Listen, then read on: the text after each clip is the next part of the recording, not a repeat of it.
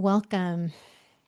This is from Invisible to Unmissable, the 5 tools to embody your authority without apology. You all, I know all 3 of you, but just as a reintroduction, I'm Jamie, intuitive medium brand and identity strategist and co-founder at Inner Truth Seekers. Uh, so this week, as I was doing the 5 tools to embody your authority, I'm going to be honest with you. I always want to add a few more. And I have difficulty staying with small numbers. So today there's going to be 6 tools to embody your authority without apology. It shifted this week.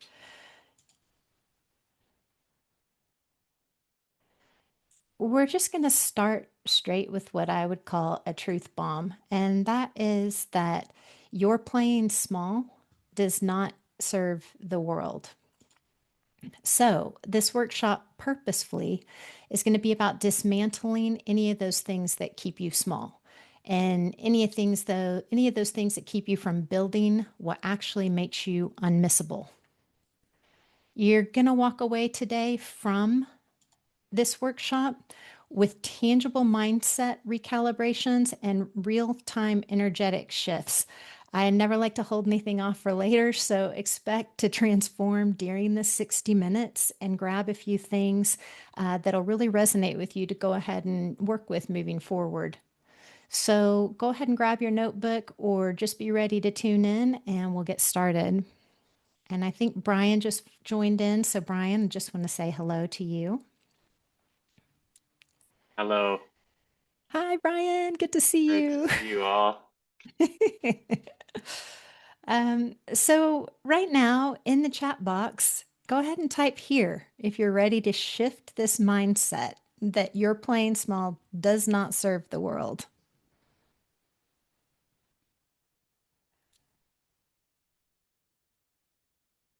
So you're here today because you've been doing your work for maybe 5 years, 10 years, 15 years.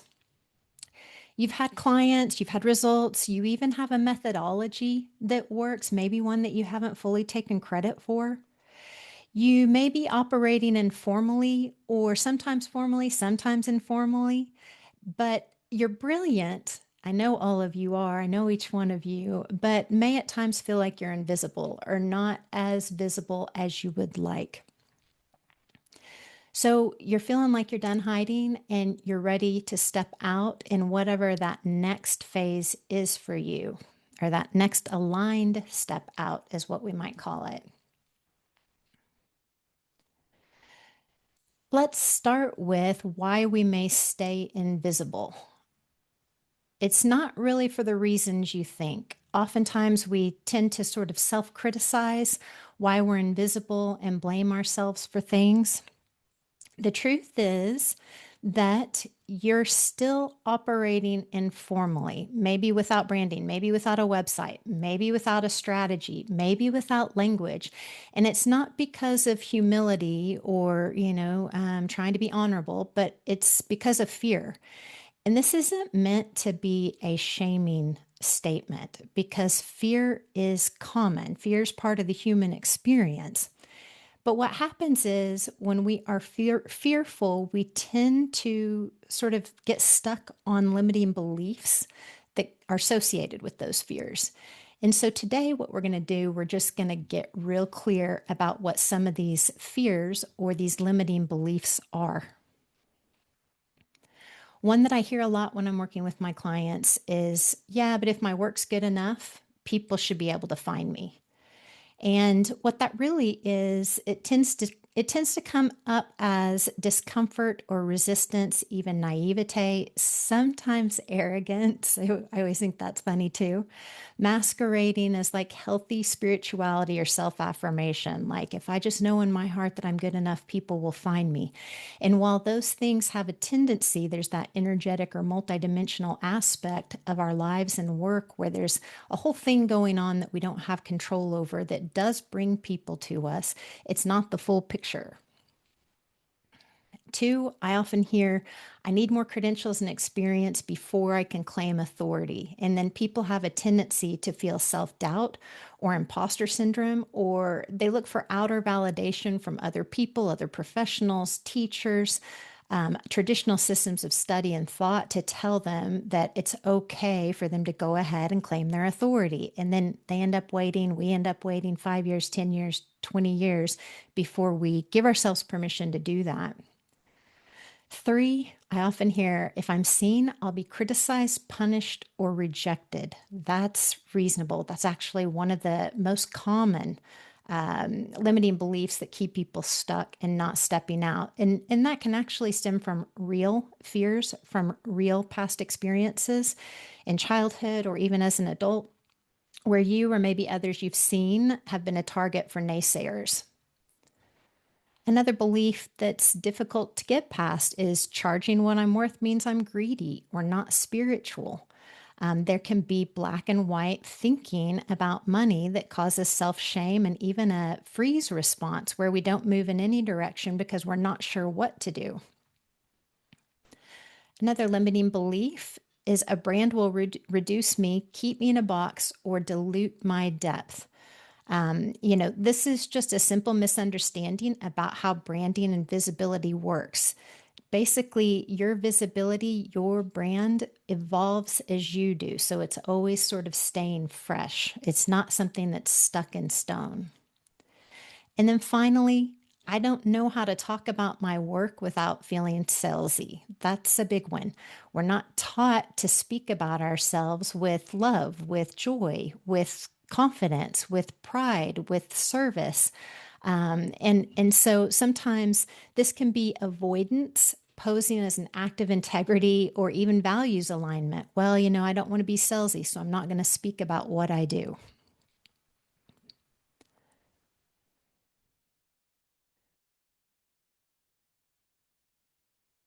So here's the thing, no big deal. I know all of you are aware of this. Fears have a tendency to activate PTSD responses. Some of these are fight, flight, freeze, or fawn. You can look at these 6 limiting beliefs or 6 fears, and you can see the fight, the flight, the freeze, the fawn. Fighting has a tendency to turn out as rebellion. I'm not going to do what other people say I should do. Flight has a tendency to be like, I'm just going to go disappear in a cave or travel for 12 months and then never actually step out and do my work. Freeze can be, I don't know which direction to head. I'm just not going to move. Fawn can be, oh, I'm going to contribute all my work and authority to somebody else to help make their thing better while we're not focusing on ourselves and what's actually coming through us. So here's the deal. Here's the great news, and here's the bright side that these are not professional incompetencies. These are not things you have to go learn in business school. These are unexamined thoughts that sit around, and until we look at them, they have a tendency to just keep us stuck. So, right now, if you're feeling up for it, go ahead and type in the chat box which limiting belief lands the hardest for you. And there might be several. I'm feeling them too when I'm seeing them. I'm like, oh, yep, there's 2 or 3 right there for me that I can see. So feel free to chime in or not. That's okay too.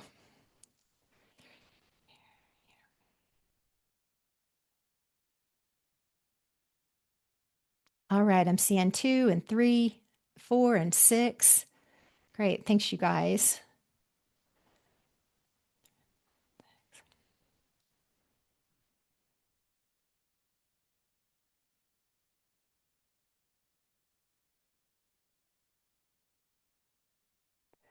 So, what if you don't actually need more credentials?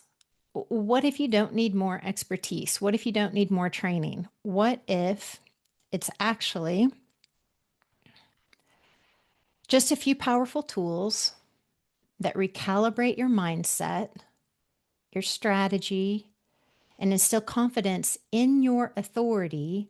And this is the authority that you already have. So you're not having to go out and find authority, and you're not having to go out and search for it or gain it.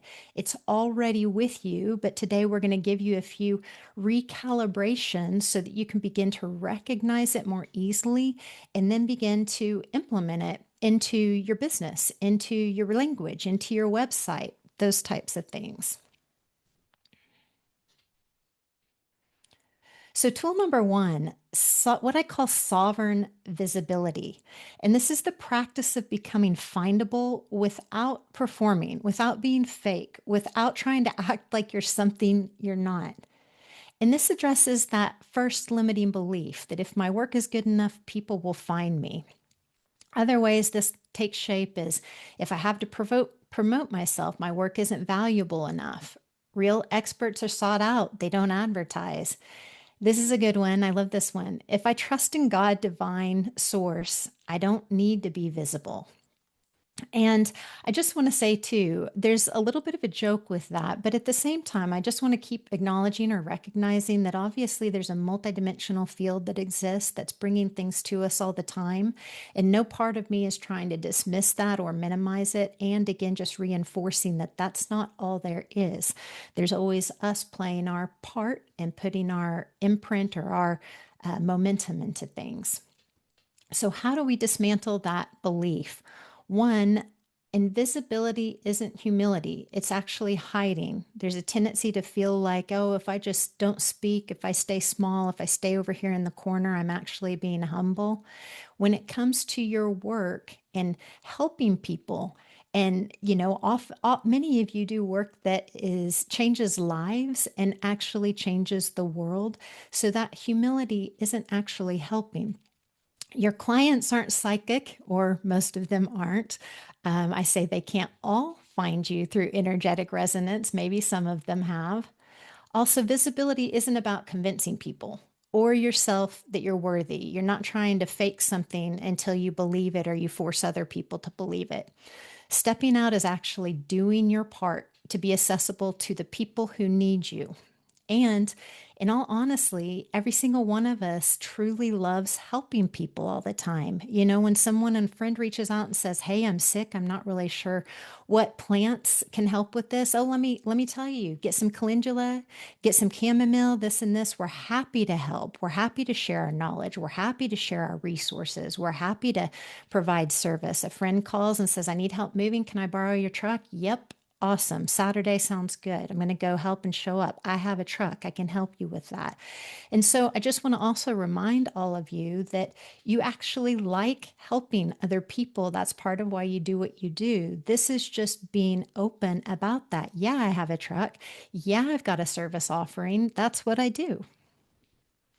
So the mindset shift here is being findable and sharing how I help people is an authentic, heart-centered act of service. Just going to let that sink in.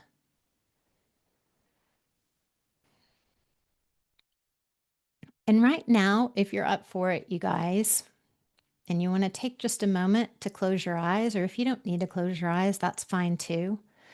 Just ask yourself, who is currently struggling with the exact problem I solve? Who can't find me because I'm invisible? So I'll just say that again. Who's currently struggling with the exact problem I solve? And then what would it mean to those people if I made myself easier to find?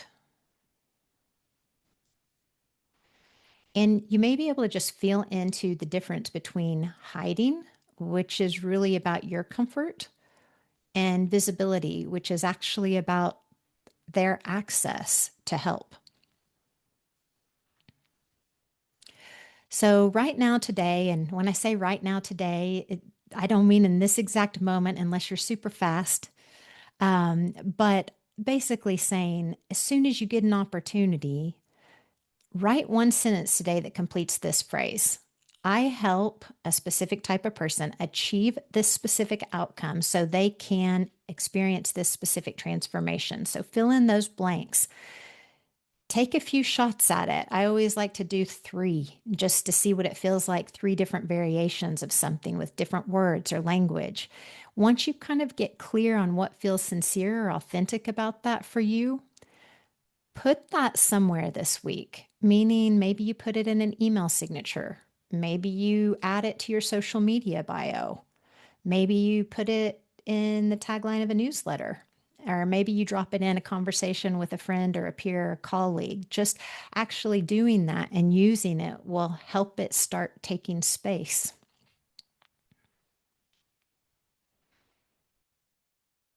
Okay.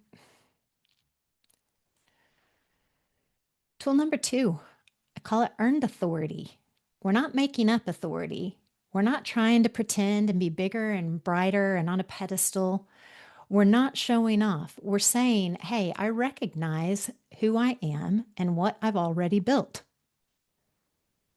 We're acknowledging ourselves. And so this helps to counter the limiting belief, I need more credentials and experience before I can claim authority. Other thoughts that go along with this, I'm not an expert compared to so and so. Or I just need 4 more trainings before I can charge more or say I can do that service. Or if I don't do that, people are going to think I'm an imposter. Or actually, I feel like I'm still learning, so I really can't teach yet, or I can't be a practitioner because I still have more to learn. So, dismantling it, let's get real about this. You don't need permission to own what you've already earned. That may be life experience, it may be work experience, it may be training, it might be sessions that you do that all of a sudden you start realizing that there's a certain thing that's coming out of your sessions that's helping people. You also have already a certain number of years of professional experience. Maybe it's in several different areas. Maybe it's in one main area. That's important, whether it's one area, 3 areas, 5 areas, all of those take credit for that. You have clients who've gotten results. You've seen people work with you and transform. You may even be aware of how they transformed. Sometimes, if we're not paying attention, we can be caught off guard, like, oh God, shoot, I don't really know how it helps people. This is what I think happens. It can also be really helpful to ask someone, ask a client you've worked with, how did you transform? How did you benefit? How did my sessions help you? So that you can hear their language and understand what your work is doing for people. Also, you have a methodology, a style, and an approach that works, and it may be a combination of many different modalities. It may be something that you've found works through you from all your practice doing something. Trust that methodology, style, and approach that's unique to you. So, the mindset shift here is authority isn't about being the best in the world, it's about knowing and owning what I've already mastered through lived experience.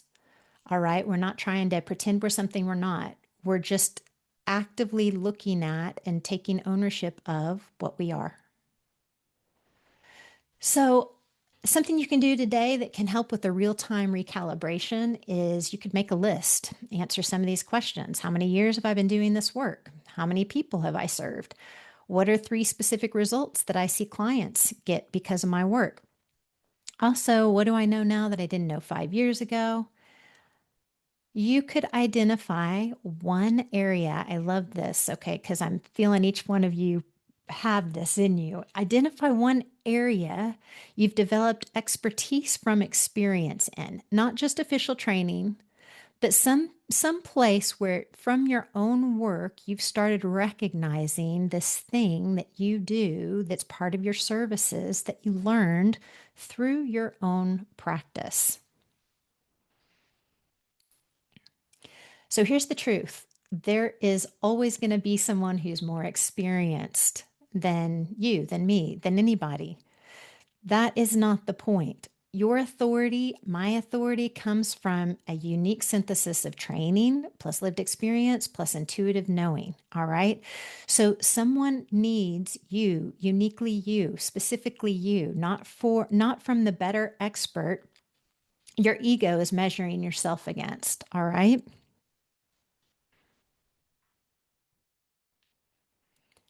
If you'd like to, if you feel up for it, finish this sentence in the chat box. In my own experience, here's what I've found or learned.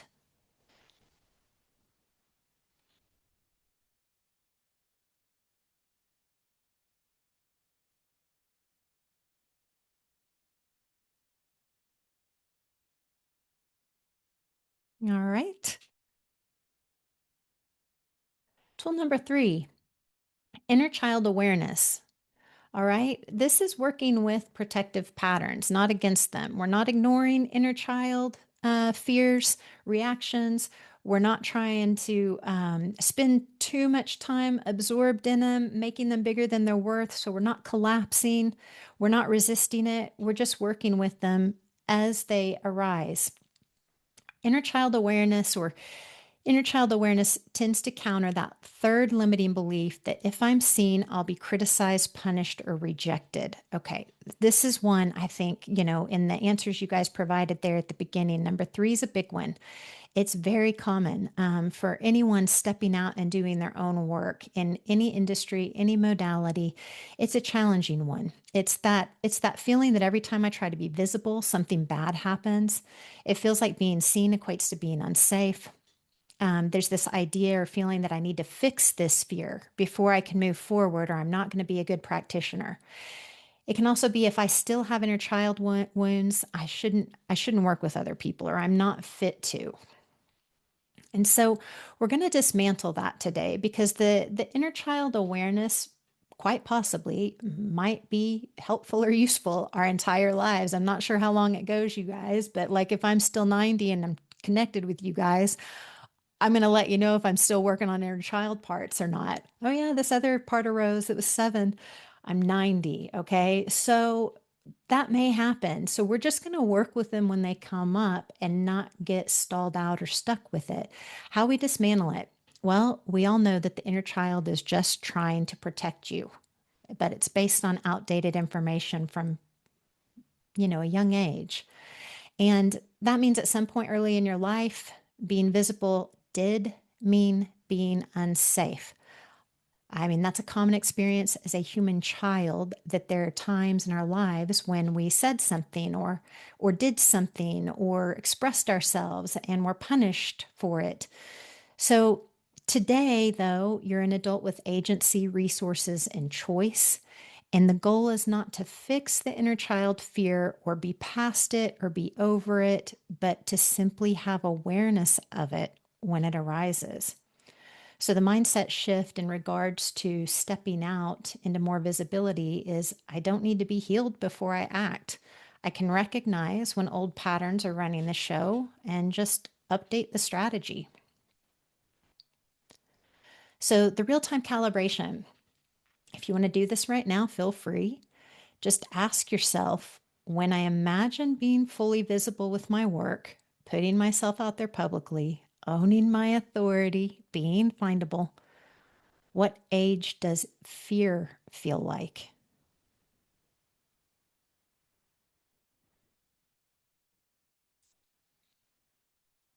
And then you can just acknowledge the inner child fear. You can acknowledge yourself if you felt like there was an age that came up, and you can tell that inner child inwardly, whew, I say it like this, I'll go, oh my God, I know you are scared. I was scared too. And then you can say, you learned that being seen means being hurt, and it actually did. And that makes sense for what happened then. But today I'm the adult now, and I've got this, and I'm comfortable stepping out, and I'm going to make sure you're cared for now. All right. So we just have those conversations, and each conversation will be unique, of course, but I know each one of you have that capacity to be able to connect with that. So, also just taking a gentleness break, a moment right now, because these tools and these limiting beliefs can kind of be like contracting. And so just taking a moment right now to breathe love into the body, even just take a nice soft breath in, bringing love to that inner child, holding that love for yourself, just recognizing or remembering that love to be who you are, and just remembering that love is always present here now.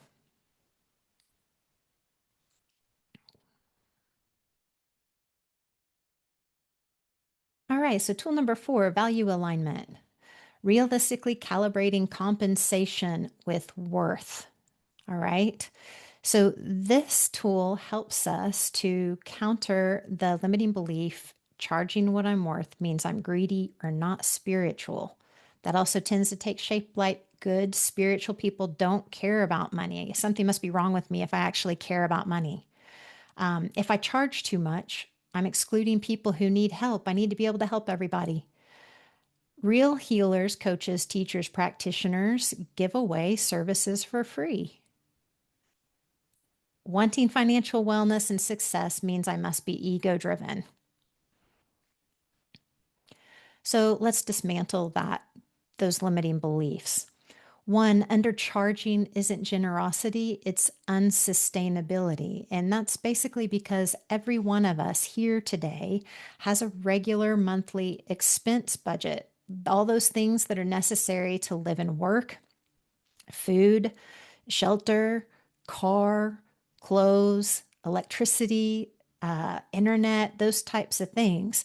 And so when we undercharging attracts clients who don't value the work and oftentimes won't do the work. What you charge equals or equates to a conscious choice made from grounded assessment. Okay, so if we're avoiding charging, or if we're making up something, I don't know, maybe I'm just going to charge this. We're not taking advantage of the opportunity to be consciously grounded and assess where we are, what our budget is, and what we need to do with that. So, mindset shift: charging well allows me to serve deeply. Poverty doesn't make me more spiritual. It makes me less available. When we're overextended, overworked, exhausted, tired, putting a lot out, not giving a lot, not putting a lot in, we have a tendency to not be at the capacity that we can normally be. And so, real time recalibration right now, anytime, not just this moment, just getting real and knowing our monthly expenses. And so taking a look at having a clear picture of every month, this is what I have as outgoings. This is what I have to have money for. And then how much monthly income do I need to simply baseline pay for my expenses? That would be if everything was a break even, okay? But we also get to determine how much income you prefer to support your desired lifestyle. So maybe you want to take off and go on a 1 week holiday and travel for a week at a time, three times a year. Maybe you have something you like doing that doesn't involve work at all that you want to be able to put money towards. So it's important also to know in your best dreams for yourself, what is your desired income for a month? And so how do your answers to these questions then inform your pricing structure? Will you figure out how much you need to make each month, how much you need to work, how you need to price? Maybe you have several different service offerings that get priced at different things depending on how long they last or what the value is, or how long or advanced somebody needs to be.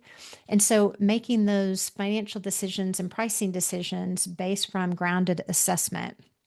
So right now, today, one of the ways you can do this, think about a service offering that you are undercharging for. And sometimes we can feel that just by saying it, of like, oh, I've kind of had a feeling about that, or maybe I don't want to do it, or maybe it takes me a lot of energy and work, and I just don't feel like I can make what it's worth, or people want to pay what it's worth, or people value it for what it's worth. And so just thinking about that service offering that you're undercharging for. Make grounded assessment about the actual amount of professional time that goes into that offering. And that means how much time goes into preparation, how much goes into the session, the post-session email, the follow-up consultation, etc. Just do the math, see what you're actually making per hour for that offering, and then you can ask yourself, would I work for someone else at this rate? All right. Those are some good ways of getting discernment and clarity about what feels authentic in terms of pricing. All right, tool 5, you guys. Integrated authenticity. And so your brand being an expression of your essence, not a mask, not as something separate from it, not as something performing adjacent to it, but integrated with it. This counters limiting belief number 5. Some of you put on there, a brand will reduce me, keep me in a box, or dilute my depth. Some other similar beliefs are branding is fake or superficial or corporate or manipulative or unspiritual. Or if I create a polished brand, I'll seem fake and lose my authenticity. Or people should connect with my energy, not my aesthetics. Here's the thing, branding can be used to be fake or superficial or corporate or manipulative. And sometimes people do mistake aesthetics for branding. None of that's true when you work from integrated authenticity. The way we dismantle that is to know that your brand is a clear translation of who you are, what you do, and who it's for. It's you getting super clear on that and being able to express that directly, easily to your dream clients. A professional brand gives dream clients a way to recognize you and also remember you. Your brand also allows the not so dreamy clients to recognize the incoherence and move on. All of us can think of maybe a client we worked with that just wasn't a fit. And you can feel into that and kind of sense why it wasn't a fit. When we're clear about who we are, what we do, and who it's for, those people who aren't a fit have a tendency to not stay interested in our work. Also, your essence, your truth, your specific methodology, your approach, what you're bringing, you guys, it's unique and it's complex.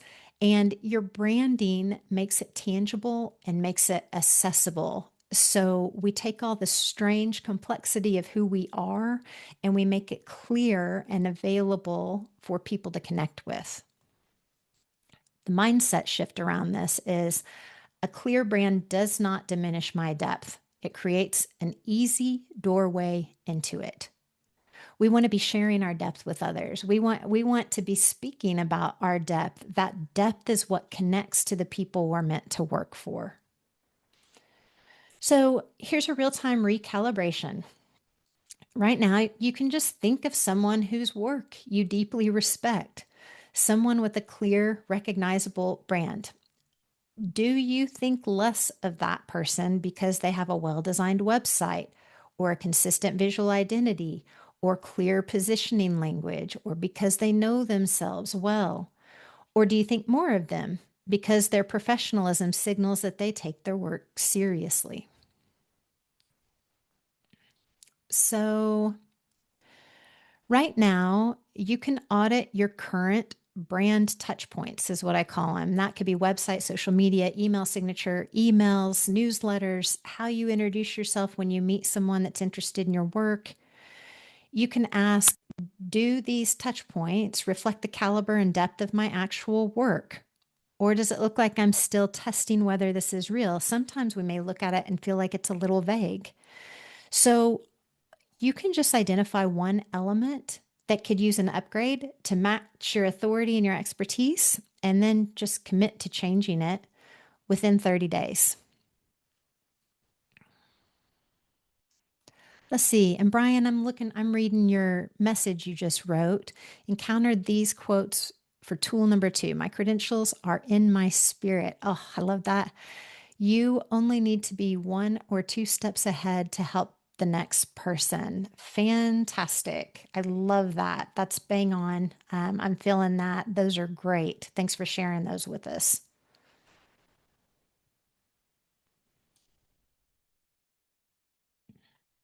All right, you guys.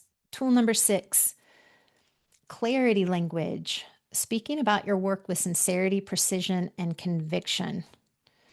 Now, again, I know each one of you here, and I've been witness to each one of you speaking about what you do, why you love it, um, how it makes you feel, how it makes the people you work with feel.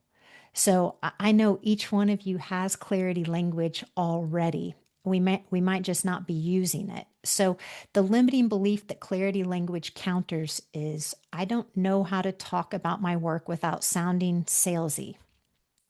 Other ways of saying that, if I'm too confident, people will think I'm arrogant. I don't want to make promises I can't keep.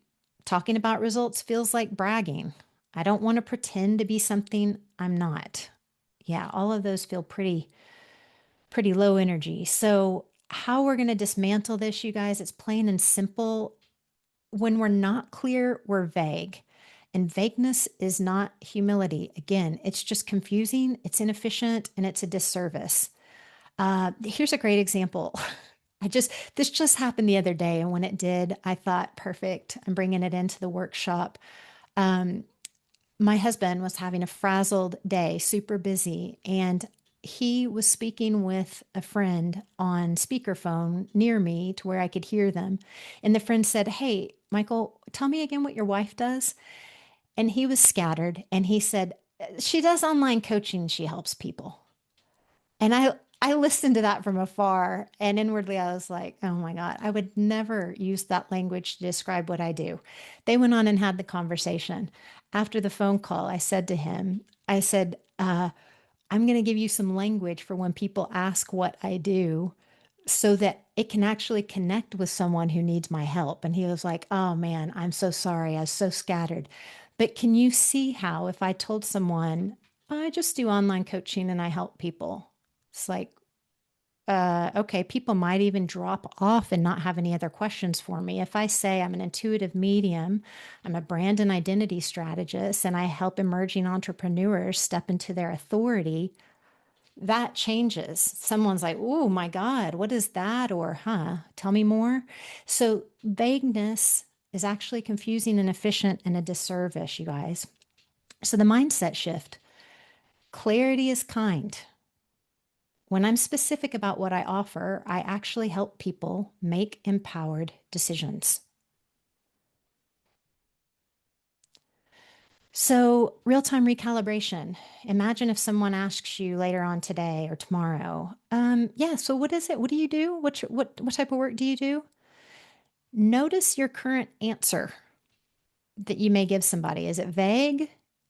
Like, "Oh, I help people with things." Or is it apologetic? "Well, kind of, I do this thing, but sometimes I do this, but not really as much as I'd like." Or is it overly complex?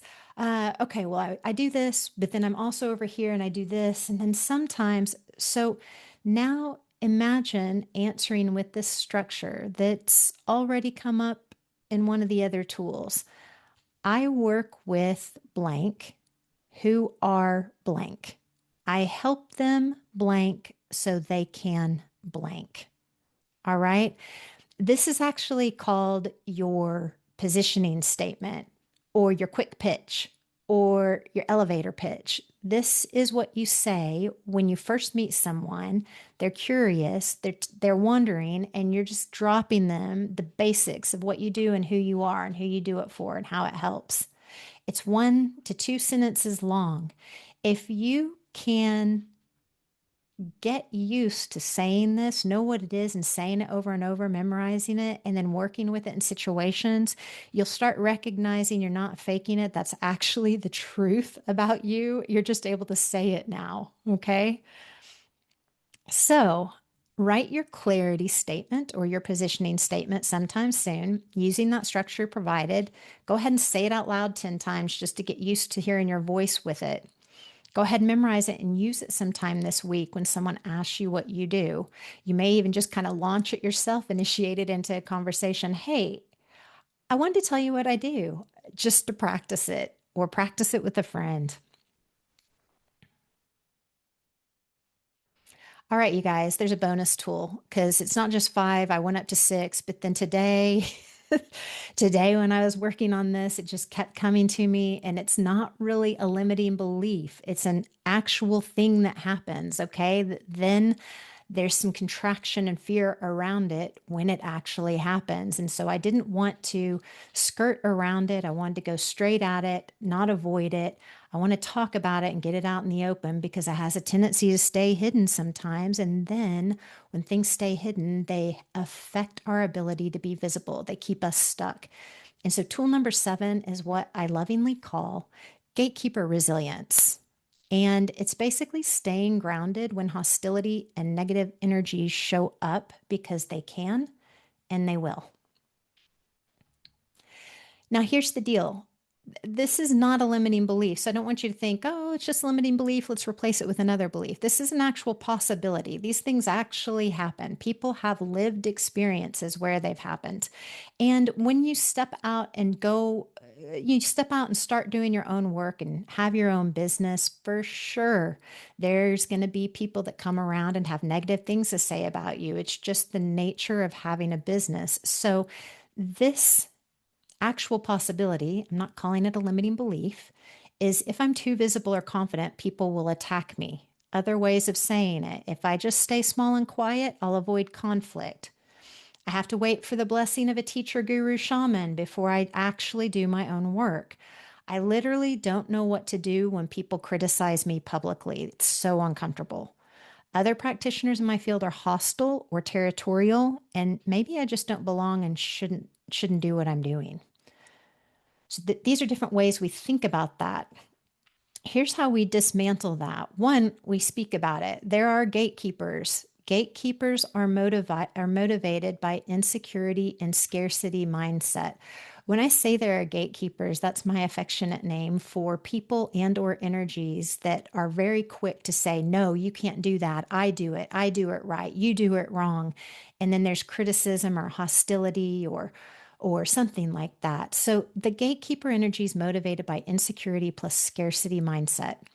Gatekeepers criticize because your presence or your existence threatens their position. There are gatekeepers, there is hostility, and there are people who will dismiss your work as illegitimate. They're going to criticize your methods, pricing, or approach publicly if they haven't already. They're going to gossip, undermine, maybe even energetically attack you. And they're going to try to position themselves as the real authority and maybe even go as far as calling you a fraud. All right. This happens on a daily basis. If you're on social media, if you're in any groups, you see it happen nonstop. Okay. So this is a real possibility that it could happen if it hasn't already for any one of us. The mindset shift. Criticism from gatekeepers is not a sign that I should stop. It's a sign that I'm doing something that matters. It's getting someone's attention, and it's to be expected. The real-time recalibration is having a clear sense of what you do, how you respond when it happens. So you can start thinking of different examples. You might even go to the worst case scenario. Imagine someone leaves you a critical comment saying, hey, you're not doing it right. You can pause and just get real with yourself and ask yourself, what do I actually want to do in that moment? When I ask myself that, I'm just going to be honest. I'm like, I do not like that at all. And then when I tune in and ask myself, what would my grounded or heartfelt response be? That's going to be a different response. Okay. And honestly, for me, it's unique to each context when it happens. It's not the same all the way around. Okay. So when I have a clear recognition that this is going to happen, it has, and it will more than likely happen again. When it does, how do I know I want to respond? Okay, great. I know that about myself. And how do I want to respond? How do I respond to these specific situations? You can actually go as far as creating a response protocol to gatekeeper energies. So, what can help with this to take some of the intensity or the fear out of it is pre-decide your boundaries for handling hostility. I mean, why not? Because it's going to happen. You can choose your response protocol depending on the context. Am I going to respond? Maybe I don't. Maybe I don't respond at all. Or maybe I respond, but it's in this way. Or maybe I respond directly to the person, but then I don't leave it open for any feedback. I don't know. You're the only one who knows what's true for you.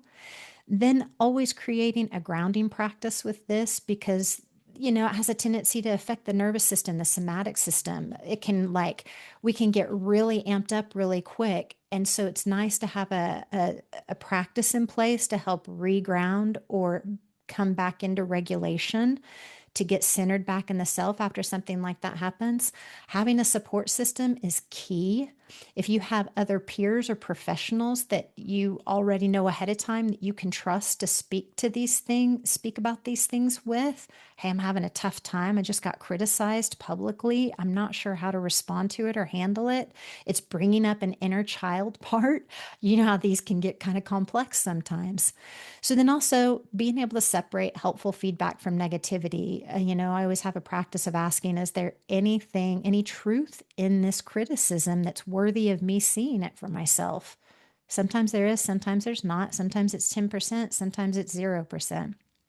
And then after you create those boundaries, just go ahead and move on. You don't have to stay in that forever.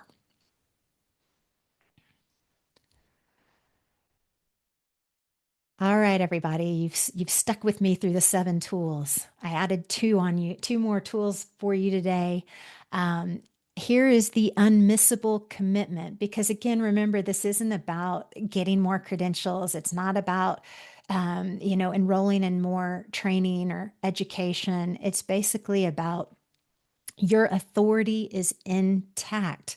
It's just time to embody it. It's time to recognize the limiting beliefs that keep us from claiming that authority. And we do that one. Here's a way you can do it today. There were 7 tools shared today, 7 limiting beliefs and 7 tools. The first thing you can do is just choose one tool that really activated you the most today, the one that might have made you squirm, the one that might have made you, oh God, I'm trying to avoid that. I was hoping Jamie wouldn't have brought that one into the workshop today. Go ahead and choose that.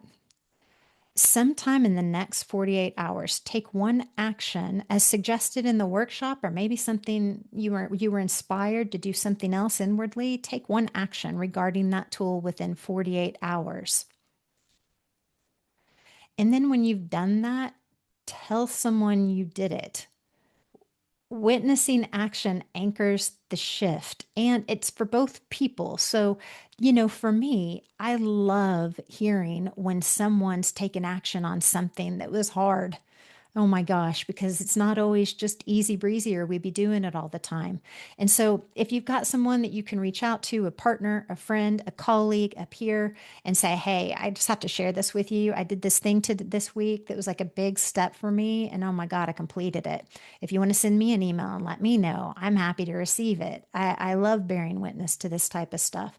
And so just know that going from invisible to unmissable is about recognizing the thoughts and the beliefs and replacing them with new ones that are more expansive, loving, sincere, real. So now type in the chat box, if you feel like it, which tool are you going to take action on?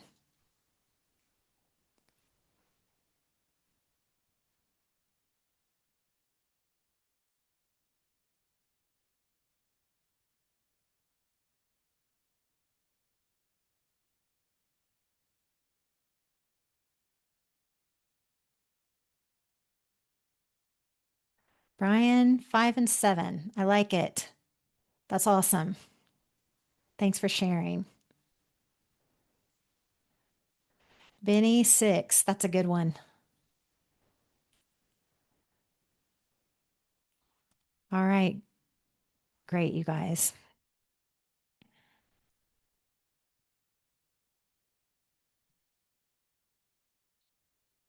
So you may be sitting here also thinking, okay, I get the tools, I can do that.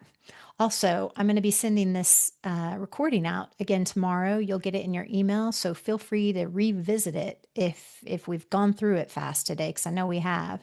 You might also be thinking, I can feel the shift. I'm feeling kind of excited. I'm feeling empowered. But you might also be like, I don't want to have to do all this alone or on my own. And so, for those of you that might need a little support, I'm letting you know you don't have to. If you are ready to go from invisible to unmissable and you'd like some professional assistance, I've created 3 pathways to support you wherever you are. Those 3 things have been mentioned several times in emails this week. It's basically the Embodied Authority Intensive.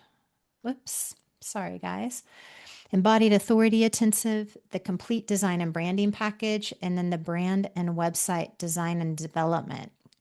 These are great in chronological order from 1, 2, or 3, but they also function as standalones, depending again on what you need and where you are on your path. So quickly, the Embodied Authority Intensive, it's a four private 90-minute sessions with 4 weeks.